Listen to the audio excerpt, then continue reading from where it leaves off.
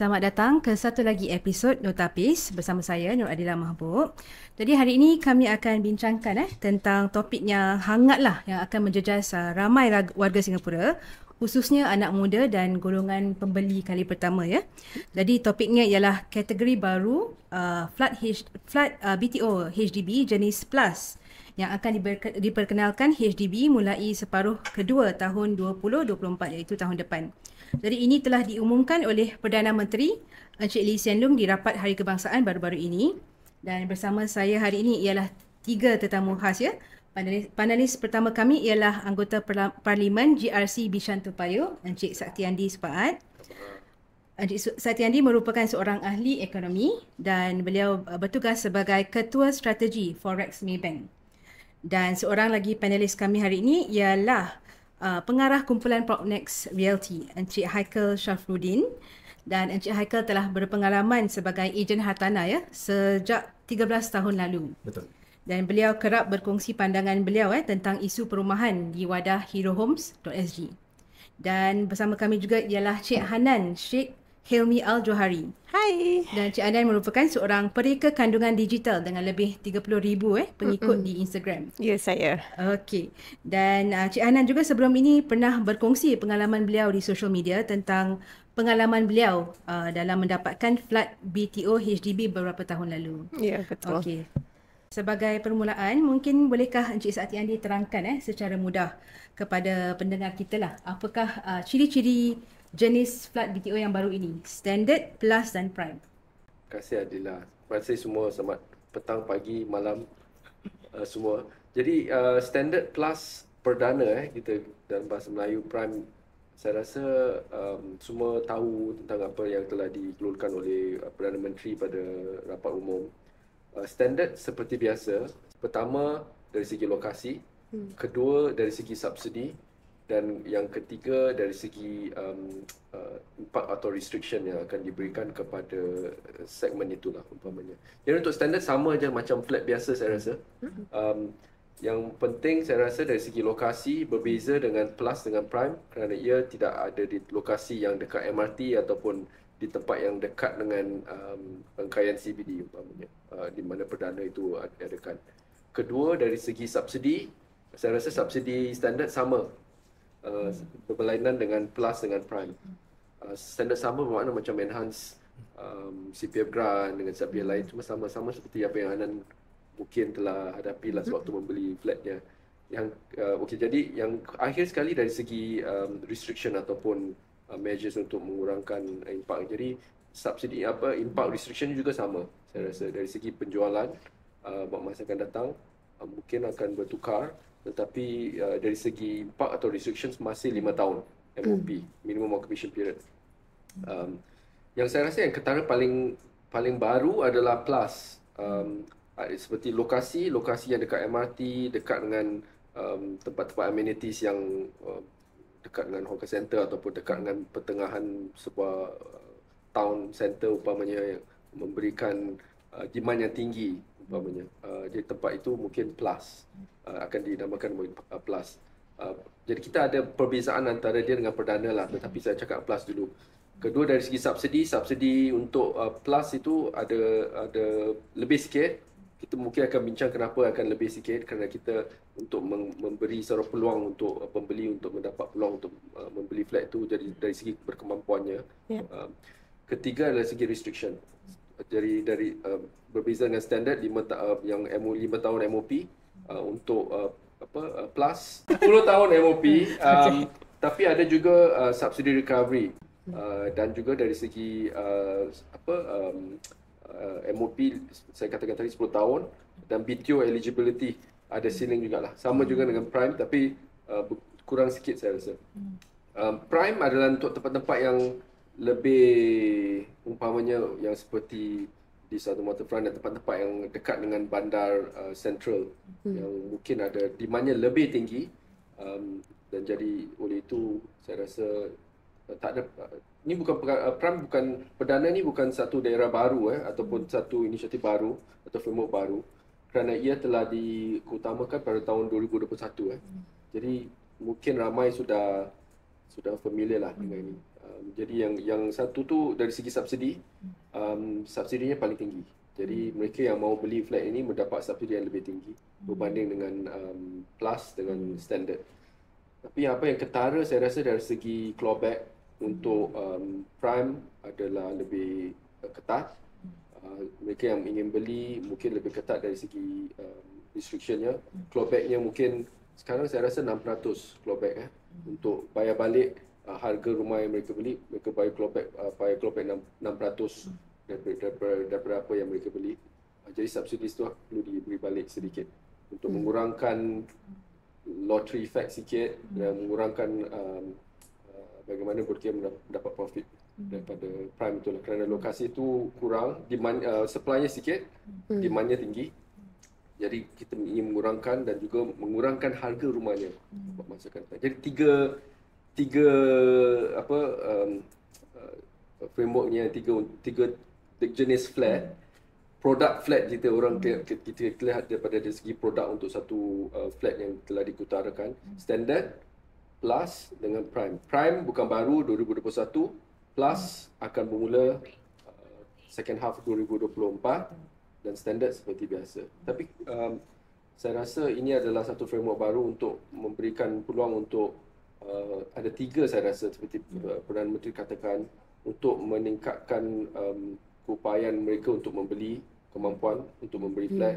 Kedua dari segi inclusivity, dan yang ketiga dari segi untuk memberi keadilan lah, kesaksamaan untuk mereka yang ingin memberi perumahan di tempat-tempat yang tiga ni. Jadi ada tiga produk jika ingin beli, produknya ada, berkemampuan memberi mereka yang mau beli di tempat-tempat itu berkemampuan satu, keadilan, kesaksamaan satu, dan juga untuk memberi kesan yang lebih inklusif kepada seseorang di dalam daerah itu juga. Kalau Encik Satyani boleh terangkan bagaimana kategori baru ini dia dapat membantulah pelbagai golongan pembeli lah, khususnya pembeli muda dan kali pertama. Saya rasa seperti kita lihat tadi, saya rasa yang penting satu, seperti Perdana Menteri katakan, ia mengurangkan impak lottery. Saya rasa ramai, saya katakan tadi keadilan, kesaksamaan, berkemampuan dan juga inklusif. Ramai anak-anak muda ataupun yang baru kahwin ingin umpamanya beli flat, umpamanya di tempat-tempat dekat dengan Central CBD, umpamanya macam Pinnacle dengan Bayshore yang akan datang. Tapi rasa harganya mungkin pada masa akan datang 5-10 tahun, tempat-tempat itu akan harganya lebih tinggi. Jadi dengan ada subsidi yang lebih tinggi, ada tiering harga yang lebih subsidi yang lebih tinggi, bermakna harga rumah itu akan lebih kurang lah, lebih banyak daripada plus dan standard, memberi mereka peluang untuk membeli. Yang kedua dari segi penjualan, dari segi untuk mereka yang ingin membeli flat-flat seperti prime umpamanya, perlu memberi sedikit planning lah, kerana mereka perlu tinggal 10 tahun. Jadi kalau mereka ingin pindah atau keluarga makin membesar dengan cepat, bagaimana ia memberi kesan kepada mereka lah. Jadi dengan adanya subsidi itu, harga yang dapat ditawarkan oleh HDB juga boleh berkurangan dan boleh berkurangan. Geran yang akan diberikan mungkin belum dikeluarkan berapa banyak. Tapi sekarang mungkin boleh dapat geran sampai 80,000 dengan CPF. Jadi mungkin untuk plus mungkin saya tak tahu, mungkin lebih tinggi, memberi peluang untuk mengurangkan flat HDB di daerah plus ataupun. Okey, soalan kedua saya kepada Encik Haikal. Dengan adanya 3 jenis kategori baru yang telah kita dengar tadi daripada Encik Satyandi, iaitu standard, plus dan prime, HDB tidak akan guna lagi istilah mature dan non-mature estates. Jadi bagaimanakah sebagai ejen hartanah, apakah pandangan anda lah, apakah kesan perubahan ini kepada sektor perumahan di Singapura? Macam tadi Cik Satyandi cakap, BTO ada grants. Tapi on the ground pula, klien-klien saya cakap bila diorang nak apply BTO, harga pun mahal sangat. Walaupun ada grant, masih mahal sangat. I think also pasal orang-orang yang apply BTO semua yang muda-muda lah kan. So bila baru nak kahwin, bila baru start kerja tu, mungkin CPF tak cukup. Gaji pun belum up there. Not up there yet lah So bila nak kahwin tu, nak apply rumah, you apply BTO, kalau boleh you nak apply dekat dengan sekolah yang bagus, dekat dengan MRT. Kalau boleh yang ada nak dekat masjid. Okay. Tapi kalau tak ikut amenities or ikut location, macam Cik Satyandi cakap tadi, dia will go for central location macam Dawson, Boon Keng, upcoming mungkin ada Bayshore. So tapi bila diorang tengok harga BTO in this location sekarang, they will feel that macam dah tak mampu. Pasal HDB sekarang, HDB harga rumah BTO dia ikat dengan harga resale in the area. Jadi kalau resale in the area tinggi, BTO pun tinggi. Jadi orang yang nak kahwin ni, nak apply BTO ni, dia tengok harga BTO, dia kata, aku dah tak mampu lah. Kan? Pasal harga dah tinggi sangat. Orang yang dekat sana, orang kaya je yang mampu. Kita pula orang biasa ni, kita main kat ujung-ujung je. Dekat Yishun, dekat Woodland, dekat Tampines, dekat Jurong, dekat Punggol. Everywhere but central. Okay, so tapi dengan perubahan baru ni, saya rasa the policy is more inclusive lah in that sense. Pasal lebih banyak dengan income ceiling untuk flat prime dengan plus ni semua, lebih banyak orang yang boleh apply, boleh mampu. Dulu mungkin dah tak mampu, sekarang we'll find out. Kita akan dapat tahu tahun depan harga macam mana, grant macam mana. InsyaAllah lebih banyak orang boleh mampu. And I think that is bagus lah, pasal dah dijanjikan harga ni akan lebih affordable. Jadi perubahan ni semua saya rasa memang bagus lah, positif. Bukan saja untuk pembeli hari ini, tapi untuk pembeli rumah masa depan, for future generation juga. Pasal the clawback, the restrictions untuk rumah resale, untuk flat BTO prime dengan plus ni semua, saya rasa kita dah tak akan nampak harga rumah naik macam our parents punya. Mak saya beli rumah BTO dekat Tampines, bukan BTO dulu, lain nama. Dulu apa, walk-in selection aku rasa. Dia beli dia punya first 3 room flat dekat Tampines, tak sampai 40,000. Sekarang harga rumah tu dah double, dah triple, dah 4 kali, dah 10 kali ganda sekarang. In fact, Tampines rumah 3 bilik yang dah hampir 40 tahun sekarang boleh jual 400,000. So it's 10 times their original price. Tapi orang masih mampu nak beli. So imagine kalau you punya Cik Hanan punya BTO, berapa you beli? Boleh bilang? Boleh. Oh, dah 500,000. Berapa? 500,000. 500,000. So imagine kalau by the time you nak retire, you tak jual rumah tu. Okay. 30 tahun after this. Yes. Rumah tu 10 kali ganda. Wah, Wow. I'm in. Kan? Tapi I think that's what the policies all trying to curb. Kita pun Faham. bukannya nak control harga tau. Saya rasa pendapat saya saya rasa policies untuk kontrol kemampuan. Ya, kalau gaji kita naik, boleh mampu 5 million for HDB, why not? Yeah. Okay. Tapi sekarang I think the objective is affordability lah. Kemampuan pembeli orang-orang HDB lah. Okay. So I give you an example or rather I believe saya rasa lepas ni cara orang beli rumah, cara orang pilih BTO akan tukar. Kawan saya sendiri, dia beli BTO dekat Dawson a few years ago. Tapi dia semua hidup tinggal Tampines. Isteri dia pun tinggal Tampines. Dua-dua steward. Tapi bila dia apply BTO, dia choose Dawson for only one reason. Pasal dia kata, dia tahu Dawson location central dekat dengan bandar, and dia tahu orang-orang yang nak beli rumah resale dekat dengan bandar sanggup and mampu nak bayar harga yang tinggi. So dia punya objektif is lottery effect, or dia cakap ni skim sebab kaya. So itu dia punya objektif. Tapi sekarang dengan policy change, saya rasa cara pembeli pilih rumah akan tukar. Tengok mak bapak dekat mana, kerja dekat mana. So I think it will be more holistic priorities lah daripada profit. Jadi adakah ia bermakna pembeli mungkin berfikir 2 kali ganda kalau mereka nak beli rumah di prime Jadi mereka mungkin ataupun di plus areas, mereka akan berfikir 2 kali ganda sebab mereka mungkin tidak dapat lottery effect ataupun keuntungan yang mungkin setinggi yang mereka jangka. Betul. Pasal sekarang kita apply BTO, mungkin sebab ni lah Cik Satyandi cakap 15 tahun. Today I apply, nak kena tunggu 3 tahun, 4 tahun. Including the building cost. Lepas tu lagi 10 tahun MOP. Sekarang I 35 years old. By the time I nak jual, dah 50 tahun. So, anak pun dah secondary school, dah tak tahu pergi mana dah. So, kita punya hidup is really stuck in that location, that prime location. Walaupun, yes, it's a prime plus location, tapi kita tak tahu, tak ada flexibility. Tapi, this is the trade-off lah yang kita nak kena ada untuk ensuring affordability. Termasuk untuk prime atau perdana, tak boleh sewa satu flat. Betul. Rental. Jadi orang dulu mungkin sewa, beli habis sewa kan. Atau sekarang tak boleh sewa. Pergi New Zealand, kerja mana-mana, tapi rumah dia sewa. Untuk 10 tahun kan? No full flat rental. Okey, kalau yang standard pula boleh rent out after 5 years. Selepas 5 tahun kan MP. Okey, dan mungkin soalan seterusnya kepada Hanan pula.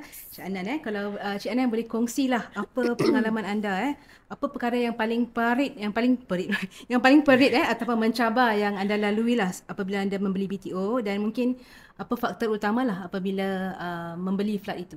Okay, so jawapan saya senang sekali. Kewangan. So pada masa tu saya baru berusia 21 tahun. Baru find out about this BTO scheme tau. So saya rasa time tu saya masih kat universiti. Pasangan saya pun baru mula start bekerja. So ia memang susah untuk kita. But we have to think about it because saya rasa ibu bapa kita pun menekan kita, especially in our community, is always macam better to get married soon, you know. So saya rasa itulah one of our BTO proposal lah kan, in our generation, especially the millennials. Tapi itu pun saya rasa yang tahap hidup yang kita berada pada masa tu sangat berbeza. So we have to consider so many factors, you know. One of which of course is location for me. And like Encik Haikal mentioned, lokasi is very important. And I now see the importance in the three schemes of things, and it will benefit people a lot. But for me, in that case, my parents stay kat Toa Payoh. So Bidadari is where I got my flat, and dia sangat dekat. So there were schemes like I get some grants off because I'm staying near to my parents. And I feel that it was the best option for me. So baru semalam saya tanya suami saya, kenapa kita nak sangat BTO pada masa tu and not like resale flat? Kan BTO kecil kan? Yeah, tak exactly. boleh pilih tempat. Yeah, because it didn't, because time tu kita macam was so kecoh, macam kita nak dapat rumah straight away, you know. And Alhamdulillah we got it during our first try. Which is very rare. Jadi Cik Hanan tu dapat loteri lah kirakan. Extra 4 years. Di Bidadari lagi. Saya? Extra weight of how many years? Extra weight, tapi bila dah dapat tu, kita 2 tahun. Kita apply 4 kali dah over, tukar. pasal nak location aja. Okay, nak dekat kan. mak bapak je kan. That was our priority lah. Kan, sama. So saya rasa, okay, I told him kalau tak dapat this BTO means kita tak ada jodoh lah. So Alamak. Sampai tahap gitu tak ada Stress jodoh. So maybe because of that kita dapat doa kan. Dia doa lebih lah tu. Itulah. But Alhamdulillah we got it. Tapi at the same time we mentioned, because kita baru discuss malam, actually why did we get BTO instead of resale flat kan. Then we realise oleh sebab the time duration, kita dapat 5 years to collect the money that we want to save up for the house. And at that time pada minda saya masih kebudak-budakan. So saya tak tahulah macam mana nak choose rumah, you know, dekat dengan sekolah, dengan apa tu accessibility, you know. Alhamdulillah we were brought up dengan keluarga yang already they are so independent. So diorang tak pernah macam tanya kita, hey, what do you prefer in this location, you know. So we were very blessed. Kita sangat bersyukur pada masa tu kita berbincang dengan keluarga kita. To me that is very important bila kita nak beli rumah kan. It's very important to discuss, do your own research dengan pada masa ni semua social media. TikTok ada, Instagram, Home Heroes Hero Homes. Hero Homes SG ada, semua ada. So whatever questions yang you ada, you boleh tanya, and it's very important. Pada masa tu Alhamdulillah kita had our parents, kedua ibu bapa Atsfa, pasangan saya dengan ibu bapa saya, to help us lah. So saya rasa time tu it was very crucial. 5 tahun was enough for us to macam get a footing, you know, in terms of our kemampuan. So saya to tap a little bit more about apa yang you cakap pasal this lottery effect kan. I think kebanyakan generation sekarang nak dapat that investment value. But I don't see the house as an investment yet. macam I don't expect it to come out like 5 million, 10 million. I think the most important thing is kemampuan sendiri. Kalau you boleh afford, you boleh mampu, you boleh bayar, that's good enough for me. And lokasi lah for me is very important. So that was the first two things yang saya fikirkan bila saya nak beli rumah back then. Yeah. And sampai sekarang saya rasa tak tukar lah. Jadi kemampuan dengan lokasi. Okey, jadi apa kelebihan kawasan Bidadari yang mungkin kalau Syah boleh kongsi Any regrets so far? Sangat. Tapi Bagus dulu sangat. bila you apply, tak tahu kan what it's going to be like, macam mana. Tak tahu. Road macam mana. Because during that time it was, Potong Pasir was not that developed pada pendapat saya. That's like 10 years ago, 10-12 years ago. So itu kan Bidadari kan. Ada kubur kan dulu. So saya tak, I didn't see it as a very modern punya tempat. So, but until today, suami saya will always, dia selalu berterima kasih untuk saya dengan ibu bapa saya untuk realizing that location was such a prime area. And pada pendapat saya, that space, Bidadari, is very new. It's like a young estate. So, saya rasa banyak shopping mall sekarang dah ada. Woodley Mall baru buka. Bawah je rumah saya ada supermarket. Bawah je rumah saya ada childcare. Ada baby belum lagi. So, semua dah dah tertentu lah. Like, it's very well planned. So, Alhamdulillah, it was a good decision on our part. Jadi kalau mungkin projek Bidadari tu di launch hari ini mungkin di bawah kategori lain and mungkin ada lain pertimbangan lah kepada pembeli. Prime kot. I think mungkin nasib baik pertama application dapat. Itulah rezeki dia. Because it was oversubscribed by 5 times. So there were only 2,000 units. But there were 10,000 applicants pada masa tu. So we were very lucky. Tapi we had to make a gamble because there were 3-room flats, 2-room flats, 4-room flats and 5-room flats. So we wanted terutama sekali to dapat a 5-room flat. Tapi there was only 250 units. Tapi I don't think lah I am that lucky kan in life. So kita choose the 4-room flat yang ada about 1,000 units gitu. So we just tried with that. Jadi mungkin pada masa depan pembeli mungkin akan mempertimbangkan syarat yang akan dikenakan kepada flat plus dan prime ini. Dan walaupun mereka lebih akan menerima lebih banyak subsidi, tapi hakikatnya mereka akan tertakluk kepada syarat yang lebih ketat seperti yang Cik Satyandi katakan. Khususnya mereka harus tinggal di bagi tempoh minimum occupation period ataupun MOP sekurang-kurangnya 10 tahun dan membayar sebahagian subsidi kepada pemerintah Cik Satyandi. Jadi mungkin Cik Satyandi boleh terangkan mengapa syarat ini perlu dan adakah ia adil untuk pembeli? Saya rasa seperti Perdana Menteri katakan, mengapa mengutarakan skim ni? Kerana seperti saya katakan tadi, untuk memberi kesaksamaan, keadilan, fair kepada generasi yang akan datang. Kedua, dari segi berkemampuan, agar harga flat-flat itu tidak melambung tinggi pada masa akan datang, kerana syarat-syarat ni diutarakan kerana untuk mengurangkan permintaan. Satu reason kenapa ia dapat mengurangkan permintaan adalah penjualan pada akhir MOP itu, umpamanya resale ada restrictions, umpamanya income ceiling, dan juga untuk prime singles must earn at least 7,000, right? Minimum 7,000, maximum 7,000.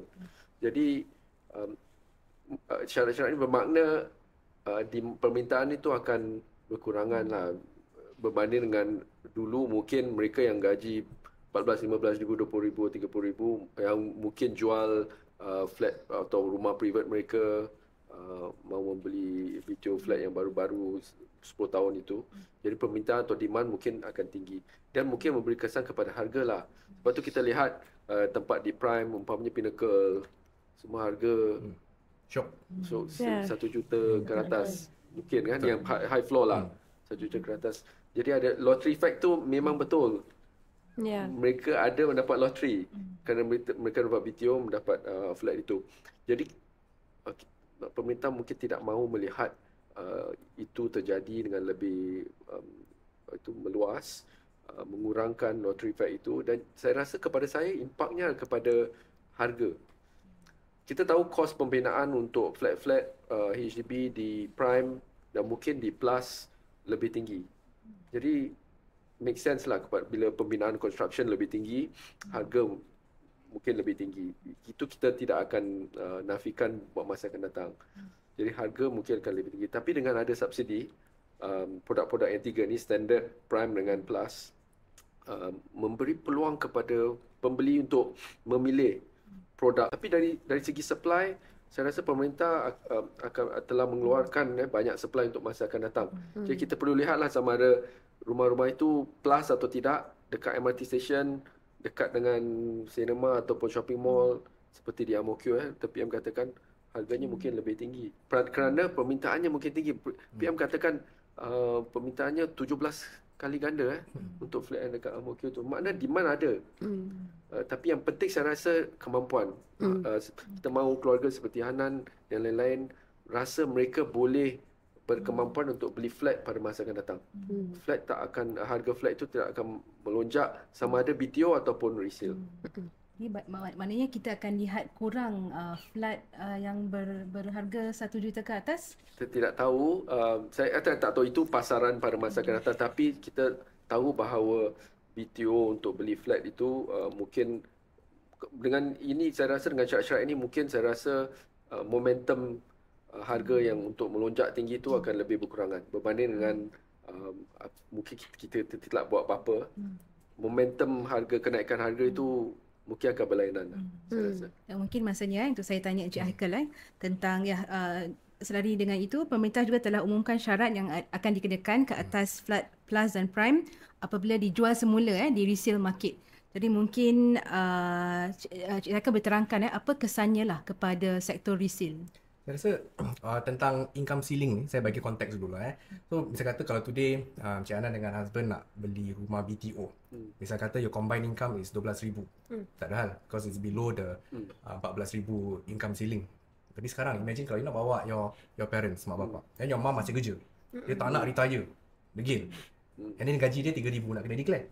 So your income 12,000, with her income, household income sekarang dah jadi 15,000. Dah tak boleh apply BTO. So dulu income ceiling ni untuk BTO saja. Tapi sekarang for prime dengan plus, the income ceiling is also for resale market. Dulu resale market macam Cik yang dicakap, gaji 30,000 daripada kondo, dari mana-mana pun boleh. Nak beli resale HDB boleh. Tapi in future dah tak boleh. And I think tadi at very start Cik Satya ni cakap mungkin the policy for standard pun in the future mungkin boleh tukar. Personally saya rasa it should lah. Pasal again HDB is meant for public housing. Yang income ceiling should be there for everywhere, I feel lah. But anyway, that means kalau in future you nak beli rumah resale daripada prime atau plus punya sellers, pembeli dah macam nak kena masuk VIP club tau. Not everyone can go in. You cannot burst the income ceiling. You dah burst, dah tak apply, dah tak boleh apply dah. Tak boleh try to beli rumah resale tu pun. Boleh saya interject tak in this point? This is also interesting topic sebab saya dengan kawan baik saya, we got married macam the same time. Tapi saya dengan suami saya dapat the BTO at a very young stage for us. So kita only dapat our house bila saya umur 28 tahun. Yeah, sorry. Let me think. So 23 I signed it up. So 27 saya dapat. Okay, 27 saya dapat rumah tu. Dah settle lah. Dah.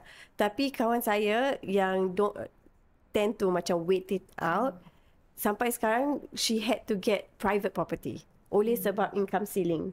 So diorang tak terfikir pasal the income ceiling because diorang dah tak boleh dapat BTO. And I think for them, diorang tak nak buy a resale flat sebab like I mentioned, there's so much fuss thinking about mana nak pilih, nak to go different houses, nak think about renovation semua. So to her, she had to really fork up a lot of money in order to 20% kan kalau tak salah saya for private properties, down payment. That's 25. 25. Sekarang dah Okay, 25% Habis tak ada fiancé scheme. Panas. Tak ada grant. Tak ada fiancé scheme. Fiancé kan. scheme boleh bayar 5% saja kan. Itulah. So that's why. So dia really she honestly dia rasa dia really missed out on this opportunity. So that's why we see the importance of BTO lah. Oleh sebab the chance for you to really focus on your income ceiling and for you to make fast decisions also kan. But she had a good problem also lah. Income ceiling dah naik, tak mampu BTO. Ya, Alhamdulillah. macam tapi at the same time she rasa she would be fine staying in a normal HDB house because Pasal harga kondo pun lagi mahal, like 2 kali ganda, 3 kali ganda kan. exactly and macam memang susah nak cari that 25% just like that. So thank you for So that coming point. back to where I was, okay. So tadi saya cakap kalau nak beli rumah resale dah macam VIP club. Pasal tempat-tempat plus dengan prime ni, dia punya location memang semua orang nak lah. Imagine kalau dekat Bayshore, your view laut, kapal. Kalau dekat Keppel, your view will be golf course. Sekarang golf course lah, in the future tak ada golf course. But anyway, you can Bidadari, kubur. Dah lagi. So basically view yang luar biasa kan. Bidadari pun luar biasa juga harga pun bila penjual nak jual rumah, dia pun akan minta harga yang luar biasa juga. Bila harga luar biasa, tak semua orang yang mampu. So jadi kesannya I think in future for pemilik plus dengan prime, diorang bila nak jual rumah, nak negotiate dengan pembeli dah susah sikit. Pasal ada income ceiling untuk pembeli. Pembeli dah sekarang nak view nak kena bawa payslip tahu gaji saya tak sampai 14,000 jujur.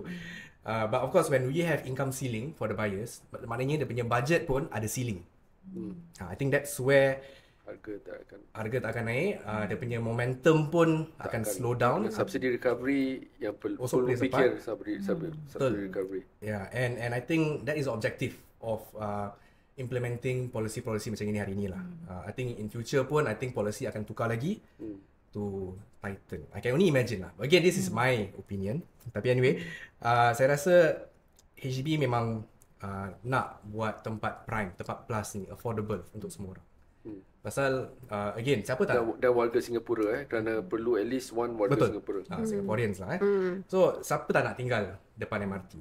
Siapa tak nak tinggal atas NTUC atau supermarket? Okay. So semua orang nak yang popular. Okay, tetapi because of the harga rumah sekarang dah tak inklusif sangat lah. So sekarang I think in future it will be more inclusive. Okay. So tapi of course ada pergi ada balik. Okay. Dengan harga yang control, bukan yang control harga dia punya kemampuan semua ada tahap kan. Maknanya pembeli sukalah bila harga semua affordable. Semua ikut kemampuan semua. Tapi penjual pula dah tak syok sangat. Kan, you as a seller dah tak boleh kaya raya. Boleh kaya je. Yeah, I give you, jadilah. I give you example because my client tahun lepas saya tolong dia jual rumah 4 bilik dekat Ghim Moh. Ghim Moh dekat dekat mana? Dekat Holland Village, betul. Betul Ghim Moh je.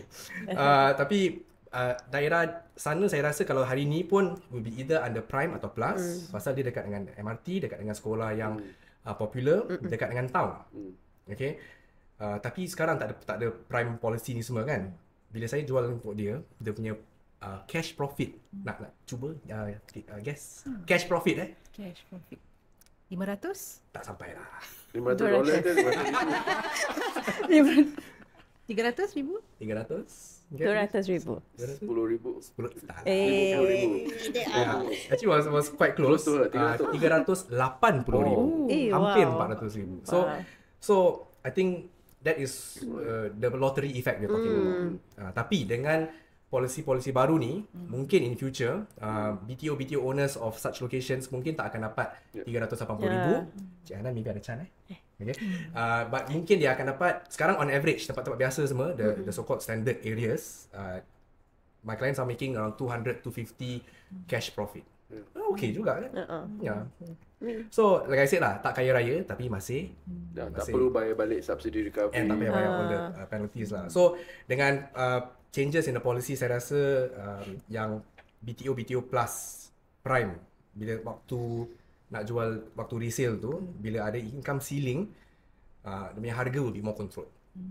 So I think orang-orang yang nak apply rumah BTO plus dengan prime hari ni, dia akan fikir 2-3 kali lah. Pasal nak kena tunggu 10 tahun pun. Kalau you nak tunggu 15 tahun actually, with all the construction semua kan, you're making that amount, mungkin they will fikir 2-3 kali lah. Tapi in the resale market, tadi saya cakap ada pergi ada balik. Tadi first was the sellers will not be the one who, they won't be happy lah.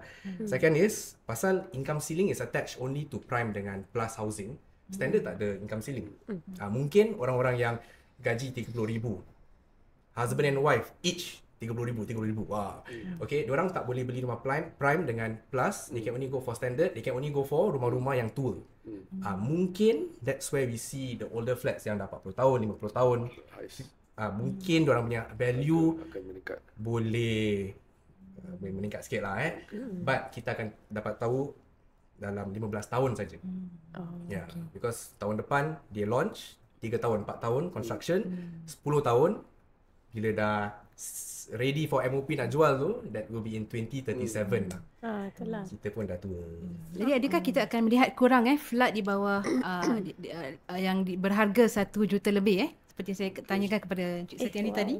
Saya tak ada crystal ball.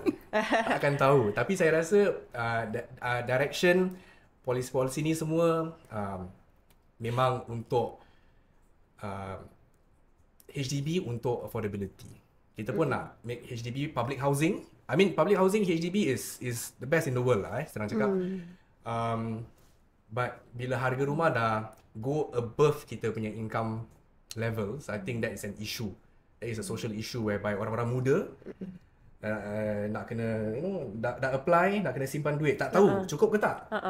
So it becomes an issue. So I think we want to ensure that public housing is really affordable untuk public lah, untuk umum. Okay, mungkin Cik Anan pula sebagai pembeli, apa pendapat anda lah tentang syarat yang dikenakan MOP lebih lama dengan subsidi yang harus dipulangkan kepada pemerintah Jadi kalau anda mungkin perlu buat keputusan itu hari ini untuk bidadari yang mungkin sekarang ada, kalau ada this additional requirements adakah ia akan mencegah pembeli seperti kalau anda? Kalau saya sekarang nak sign up for BTO kad bidadari, knowingly it's a 10-year wait and a 5-year build, saya rasa saya takkan go for it lah. Oleh sebab to me that is a long commitment. Saya tak tahu anak saya macam mana kalau saya ada anak, bila which stage in life they would be. Like I mentioned, time tu saya tak terfikir pasal sekolah, pasal apa yang sebelah, like mosque or all the amenities and stuff like that. So saya rasa saya tak akan, memang saya, bila saya found out about this MOP 10 years, saya macam that is really long for me. Bila you apply your BTO dulu, you knew it was a 5 years MOP lah. Yes. 5 tahun okay? Okay, very good question. Saya dengan suami saya bincangkan pasal tu semalam. We realise macam 5 to 7 years still boleh. You still feel macam you still settling in. Tapi untuk pasangan muda yang dah ada anak, we cannot imagine being them. Because saya, I break down one room in my current house. So kita ada 2 bilik je. Kalau kita ada anak, macam, and you never know rezeki kita kan. Kalau ada 2-3 anak, we have no space lagi. And if knowingly kita tak boleh jual rumah tu for 10 years, that's a little bit rumit lah. Sesuatu yang saya tak boleh imagine. So for me, that is quite a So kalau setback. situasi sekarang, kalau option apa yang akan pilih? Okay, very Resale. interesting. You kasi mana? Resale Kondo, kot. executive condo, Tak. private. Saya cakap about this tengok kemampuan. Saya rasa yang okay, saya ada notes kat ni pasal tu. Saya nak saya rasa saya nak kena memahami kedudukan kewangan kami as a couple and melihat sama ada kita mampu menjalani hidup dengan selesa tanpa kebimbangan segi wang. So for me that's most important. Kalau saya tak nak kerja untuk tahun ni, saya nak tahu yang saya ada savings atau CPF yang boleh cover saya for that 1 year. Kalau touch wood, kalau ada apa-apa terjadi kepada saya atau parents saya atau suami saya nak ada that comfort that assurance yang kita boleh mampu bayar rumah tu without having to be too stressed lah. In my experience pun, bila nak I jumpa klien-klien yang belum meet dia punya 5 tahun, tanya saya macam mana nak appeal, nak minta tolong dengan HDB, dengan MP to jual sebelum 5 tahun. So pasal keadaan lain, different people will have different problems, family, sekolah, income, perkahwinan. Yeah, so I think 10 tahun ni tapi HDB pun flexible. So I think on that note, kalau it's a genuine situation, kadang-kadang boleh lepas lah, dapat jual sebelum 5 tahun, 10 tahun. Tapi generally, it memang susah. Saya tak boleh fikir. Tapi kita dah ada BTO launch Prime sejak tahun lepas kan, and oversubscribe juga. Jadi kita cakap tak comfortable, orang lain macam okey pula. Tapi tak tahulah diorang fikir masa diorang fikir jauh ke tak lah kan. So we'll find out lah. But otherwise saya pun rasa 10 tahun. 10 tahun. Tapi saya rasa dari segi ekonomi orang sanggup tak beli BTO kerana 10 tahun ni mungkin beli resale. Kerana mereka sanggup bayar premium untuk menangani isu 10 tahun ini. Jadi mereka memahami, mereka meluarkan lebih wang untuk situasi masa. Trade off lah. Dan jika tak dapat BTO ataupun mereka tidak planning lah, tidak plan untuk memberi BTO pada masa usia muda. Betul. Jadi ada premiumnya saya rasa. Jadi mungkin resale flat itu masih ada premiumnya kerana sekarang faktor MOP ni memainkan peranan penting. Jadi dari segi ekonomi, analisa ekonomi, faktor MOP ini memainkan peranan, mungkin memberikan kesan kepada harga resale lebih tinggi kerana mereka yang tidak mau tunggu 10 tahun mungkin akan pergi kepada resale market. Betul. Masa akan datang. Jadi mungkin ada kesannya kepada resale market dari segi dari segi MOP lah, ketiadaan MOP tu yang mungkin ada balance lah Jadi yang nak location baik, nak pemandangan baik, nak kena sanggup tunggu. Hidup your life is trade off is stuck is there, Tapi kalau tak nak flexibility, nak kena pergi rumah tua sikit, rumah lama, size besar sikit, tapi sanggup bayar lebih premium, atau mereka sanggup beli standard tetapi size mungkin sama dengan flat yang baru. Okey, mungkin soalan terakhir saya lah mungkin kepada ketiga-tiga panelis kita. Kita telah bincangkan tentang BTO tentang jenis baru, kategori baru ni lah. Jadi mungkin apakah perubahan lain yang ingin anda lihat dari segi perumahan ataupun yang sedang ditangani pemerintah sekarang inilah? Saya rasa pada masa akan datang pemerintah ingin melihat lebih multi-generational, flat multi-generation mungkin akan lebih di explore lah buat masa akan datang. Selain itu saya rasa dari segi policy yang tidak tukar, saya rasa adalah income ceiling lah. Income ceiling selalunya tukar 4 atau 5 tahun kerana ia bersama dengan kenaikan median growth income wages yang selalunya naik beberapa peratusan 4 atau 5 tahun, setiap 4 atau 5 tahun lah. Jadi sekarang sudah hampir yang income ceiling yang terakhir bertukar tahun 2000 5-6 tahun juga. 5-6 tahun juga kan. Jadi saya rasa pada masa akan datang sentiasa akan ada perubahan kepada income ceiling saya rasa. Saya rasa baru juga. Jadi masih ada masa lah. Income ceiling itu penting saya rasa kerana ramai orang mungkin gaji naik atau mungkin gaji tidak naik. Jadi sebab tu kita tak boleh tingkatkan income ceiling. Jadi satu adalah income ceiling tidak tukar.